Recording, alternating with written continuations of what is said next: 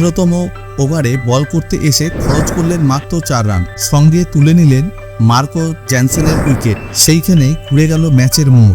দক্ষিণ আফ্রিকা ফের প্রমাণ করে দিল কেন তাদের বিশ্ব ক্রিকেটের চোকার্স বলা হয়। ভারতের তৈরি 176 রানের স্কোর তারা করতে নেবে একটা সময় 24 বলে 26 রান দরকার ছিল দক্ষিণ আফ্রিকার। ক্রিজে তখন বিধ্বংসী ফর্মে থাকা হেনরি ক্লাসেন, সঙ্গে ডেভিড মিলার। অতি বড় ভারত সমর্থকও ভাবতে পারেনি যে সেখান থেকে 7 রানে ম্যাচ জিতবে ভারত। শেষ পর্যন্ত সেটাই সম্ভব হলো ভারতীয় বোলারদের জন্য।